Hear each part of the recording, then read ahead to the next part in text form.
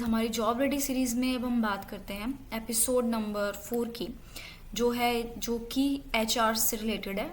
ठीक है, तो एचआर इंटरव्यू में जो क्वेश्चंस पूछे जाते हैं उसमें से मैंने 3 क्वेश्चन ऐसे उठाए हैं जो पूछ लिए जाते हैं। ठीक है, और उसके सैम्पल आंसर्स मैंने बनाए हैं तो वो मैं लेके आई हूँ। ठीक, अब इस चीज़ में देखो, ये सैम्पल आंसर तो आप खुद ही अपने हिसाब से इसको देख लेना और इसके अंदर जो जो ये मैंने सैम्पल के हिसाब से चीज़ें डाली वो पुट कर देना, तो आपका एक आंसर प्रिपेयर हो जाएगा।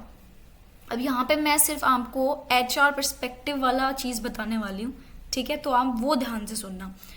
तो क्वेश्चन नंबर 1 में जब वो आपसे पूछते हैं कि tell me about yourself, अपने बारे में बताओ, तो वहाँ पे आपका सीवी हमारे सामने रखा रहता है। ठीक है, एचआर पर्सपेक्टिव से समझा रही हूँ, तो आपके सीवी में हमने पहले सब देख लिया है कि आपने क्या किया है क्या नहीं किया है, तो फिर भी हम आपसे सवाल कर रहे हैं, तो इसका मतलब क्या है कि हम वहाँ पे जो लिखा है वो नहीं जानना चाहते हैं। हम यहाँ पे आपकी एग्जामिन करना चाहते हैं आपकी कम्युनिकेशन स्किल्स, आपका कॉन्फिडेंस, आप कितने प्रोफेशनल हैं, आपको बात करना आता है या नहीं। तो इतना कि आप do you have a positive attitude, right. आपकी आपकी सॉफ्ट स्किल्स क्या है, क्या आप अच्छे से टीम वर्क में अलाइन कर सकते हैं, या फिर जो कंपनी का एनवायरनमेंट है उसमें आप अलाइन कर पाएंगे या नहीं कर पाएंगे। तो आपसे उस टाइप के क्वेश्चंस पूछे जाते हैं। ठीक है, यही सब हमको देखना होता है बस।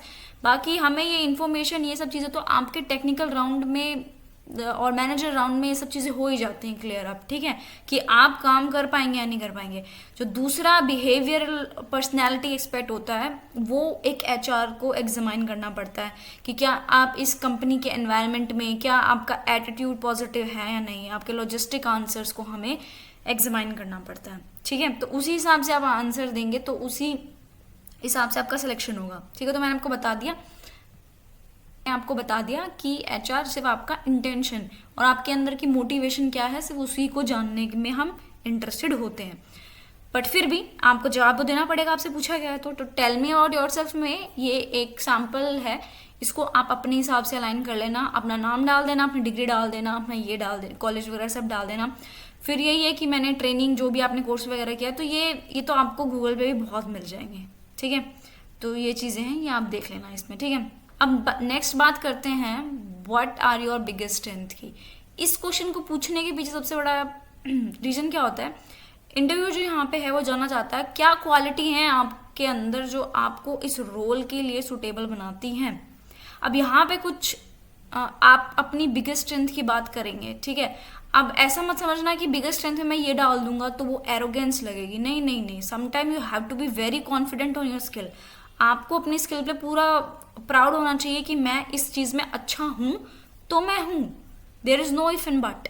तो ये वाला एटीट्यूड भी इट इज़ गुड, तो आपके अंदर वो होना चाहिए। ठीक है, जैसे पहली लाइन है, my biggest strength are my quick learning ability, attention to detail and adaptability. तो यहाँ पे बंदे को पता है कि मेरे अंदर ये बड़ी बड़ी चीज़ें हैं। ठीक है, या आप और भी कुछ कर सकते हैं अगर आपके पास कोई स्किल है जो बहुत अच्छी है। ठीक है, जो इस रोल से अलाइन कर रही है। मान लेते हैं इस रोल में एक्सेल की बहुत इंपॉर्टेंस है या वीलुक की बहुत इंपॉर्टेंस है, तो आप उस स्किल को लेके भी बोल सकते हैं। ठीक है, मोस्ट रेलिवेंट कंसेप्ट, या फिर उस स्किल के बारे में कि मेरी जो स्किल है एक्सेल की या वीलुक की स्किल जो है वो मेरी बिगेस्ट स्ट्रेंथ है इस रोल के अंदर। ठीक है, ऐसा करके आप कुछ अपना आंसर बना सकते हैं, जो कि मैंने यहाँ पे सैम्पल आपको आंसर दिया है। तो इसमें आप अपने हिसाब से एडिटिंग कर लेना। मैंने आपको बता दिया कि इंटरव्यूअर क्या सुनना चाहता है। ठीक है, आपको पॉजिटिव कॉन्फिडेंस होना चाहिए। देखो, ये भी नहीं है कि आप एरोगेंट साउंड करो, बट आपको पॉजिटिव, आपको पता होना चाहिए कि मेरे अंदर ये स्ट्रेंथ है तो ये मेरी पॉजिटिविटी है। ठीक है ना, अब आप इसको कहते किस तरीके से हैं वो यहाँ पे मैटर करता है, समझ गए। तो बस इतना ही मैं आपको समझा रही हूँ। अब अगला बात करते हैं माई बिगेस्ट वीकनेस की। ठीक, अब इस क्वेश्चन को जानने के का रीजन ये है, जो इंटरव्यू जानना चाहता है वो आपकी सेल्फ अवेयरनेस को असेस करना चाहता है। ठीक है, जैसे आप बिगेस्ट क्वालिटी में वो आपकी एरोगेंस या फिर वैसा कुछ कि आप में कितना पॉजिटिव कॉन्फिडेंस है उसको वो असेस कर रहा है। यहाँ पे वो असेस करना चाहता है कि आपको अपनी कमियों के बारे में पता है क्या। ठीक है, क्योंकि इंसान को अपनी अच्छाइयों के बारे में तो पता रहता है पर कमियां तो नहीं होती हैं। तो सेल्फ अवेयरनेस या फिर आपकी विलिंगनेस, आप में कितनी विलिंगनेस है कि आप उस चीज़ को इम्प्रूव करो। तो सबसे पहले तो यही कि आपको पता हो कि मेरे अंदर गलती है कोई, तभी तो आप उसको इम्प्रूव करोगे। तो ये बस इसका रीजन यही है, इस क्वेश्चन को पूछने का कारण सिर्फ इतना है, ठीक। तो जिसमें आप बोल सकते हैं, मैंने सैंपल बनाया है कि I am working on this role के हिसाब से आंसर देना, यही नहीं कि यही उठा के बोल दिया। अब रोल है आपका, टेक्निकल रोल है आपका, ठीक है, आईटी बेस है, या फिर कोई मतलब किसी पाइथन पे काम कर रहे हैं, तो यहाँ पे पब्लिक स्पीकिंग का क्या काम है, नहीं, राइट। तो इसको डालना ही मत। फिर टाइम मैनेजमेंट वॉज गुड, ठीक, ये सब बोल सकते हैं आप। तो अपने रोल के हिसाब से ही आपको आई एम वर्किंग ऑन दिस करके जवाब में डालना है। आई रिकॉग्नाइज दिस अर्ली, ये सब करके आपको यहाँ पे मैंने सैम्पल आंसर दिया है, ये तो आप खुद से भी कहीं से ढूंढ भी सकते हैं। अब यहाँ पे एक और चीज़ है, देखो ये I tend to carried away in the quest for perfection in minute detail, ये बहुत ही अच्छी लाइन है। इसका मतलब क्या है, देखो इसका मतलब ये है कि आपको एक प्रेजेंटेशन बनाने के लिए बोला गया था, ठीक है, जो कि 10 पेज की प्रेजेंटेशन थी। अब आप परफेक्शन में, मतलब आप ये सोच के बैठे हो कि मैं तो इतनी परफेक्ट पावर पॉइंट प्रेजेंटेशन बनाऊंगा कि मुझसे सब इम्प्रेस हो जाएंगे, ठीक। तो आपके पास 3 घंटे थे, आपने 3 के 3 घंटे सिर्फ पहली स्लाइड को प्रिपेयर करने में ही लगा दिया। जो पहली स्लाइड थी उसको आपने बनाया, बहुत सुंदर बनाया, बहुत अच्छी बनी, पर आपके 3 घंटे उस एक पहली स्लाइड में ही चले गए, बाकी की 9 स्लाइड तो खाली है। तो मतलब आप परफेक्शन में इतने कैरिड अवे हो गए कि आपने टाइम मैनेजमेंट नहीं किया, आपने कोई मतलब प्रोफिशिएंट वर्क भी नहीं किया, क्योंकि काम तो अधूरा रह गया। तो यही मतलब है कि परफेक्शन में इतना भी कैरिड अवे नहीं हो जाना है आपको कि आप जो है अपना टाइम मैनेजमेंट खो बैठो, ठीक है, काम भी अधूरा रह जाए और फिर उसको करने का भी कोई फ़ायदा ना हो और आपका टाइम भी वेस्ट हो जाए। तो इस लाइन का ये मतलब है। तो ये काफ़ी अच्छा आंसर है। अगर आप अपनी लैंग्वेज में बोलना चाहो तो फिर इसको आप इजी करवा लेना चैट जीपीटी से बोल के कि ये एक टर्म है, मुझे इसको इजी करके दो, तो वो आपको इजी करके भी दे देगा, ठीक है।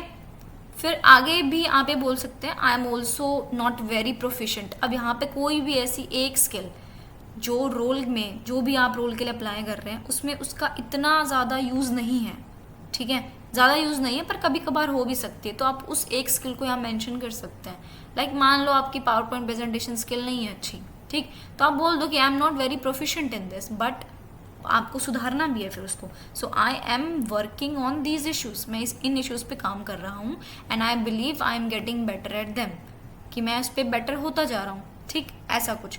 सो देखो HR राउंड में क्या करना है आपको कि नेगेटिव कुछ भी बोलने से पहले ना 10 बार सोचना है।